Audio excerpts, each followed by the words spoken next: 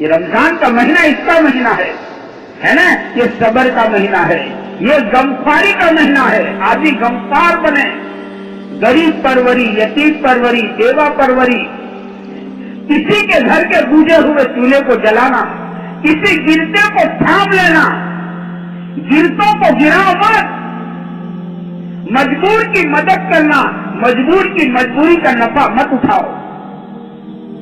چلو قرض میں آیا ہے، اس کی مجبوری کا نفع اٹھا لو اور اس کی روپے کی چیز کھانے میں دے لو، تو مجبور کی مجبوری کا نفع مت اٹھاؤ. ہمارے پیارے نبی صلی اللہ علیہ وسلم نے مجبور کی مدد کرنا سکھایا ہے، مجبور کی مجبوری کا نفع اٹھانا نہیں سکھایا ہے. ہمارے نبی نے گرتوں کو گرانا نہیں سکھایا ہے، ہمارے نبی صلی اللہ علیہ وسلم نے گرتوں کو تھامنا سکھایا ہے کہ گرتوں کو تھامو. نشہ پلا کے گرانا تو سب کو آتا ہے، مزہ تو تب ہے کہ گرتے کو تھام لے. ساتھی گرتوں کو تھامو. تو کاروبار میں ٹوٹ رہا ہے، اس کو ذرا تھام لو. تو قرضے میں دب چکا ہے، اس کو ذرا تھام لو. تو بیماری میں سسک رہا ہے اور اس کے پاس علاج کا کوئی انتظام نہیں ہے، ذرا اس کو تھام لو. کسی کے گھر میں بچیاں جوان ہو چکی ہے اور بعد کی راتوں کی نیند حرام ہو چکی ہے، ذرا اس کو تھام لو. گرتوں کو تھامو. ہمارے نبی نے گرتوں کو تھامنا سکھایا ہے.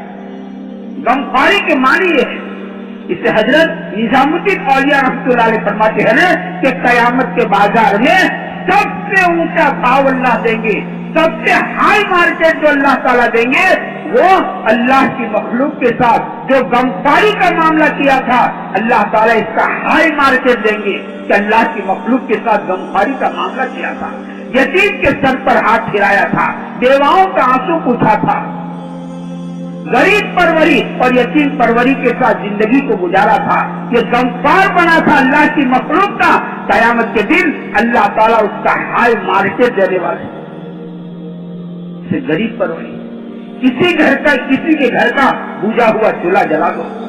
کہیں ایسا تو نہیں میرے گھر کا افطاری کا دسترخوان سجایا ہے اور کوئی غریب کا اور کوئی بیوہ کا اور کوئی یتیم کے گھر کا دسترخوان افطاری کا خالی ہے، اس کے دسترخوان پر کچھ نہیں ہے. ذرا تلاش کرو. جیسے کسی بستی میں جاتے ہیں نا تو مسجد کو تلاش کرتے ہیں کہ مسجد کہاں ہے، ایسے غریبوں کو تلاش کرنا، حاجت مندوں کو تلاش کرنا، بھوکوں کو تلاش کرنا، مصیبت زدوں کو تلاش کرنا.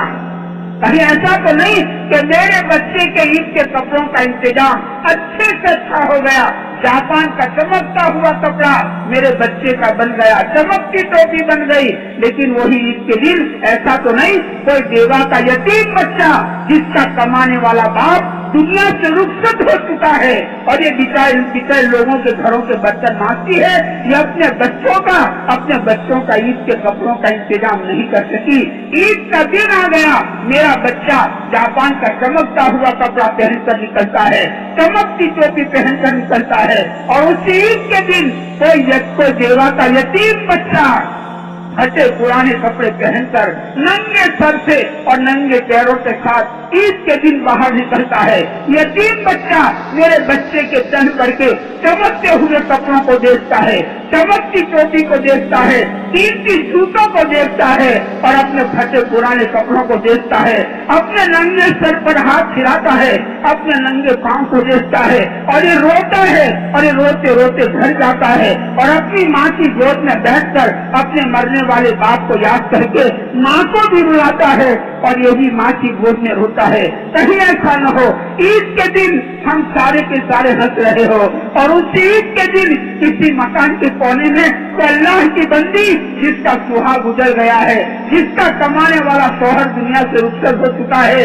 اس کی گود میں یتیم بچہ رو رہا ہے اور یہ اللہ کی بندی بھی رو رہی ہے. کہیں ایسا نہ ہو. غمخواری کے معنی ہے تلاش کرو.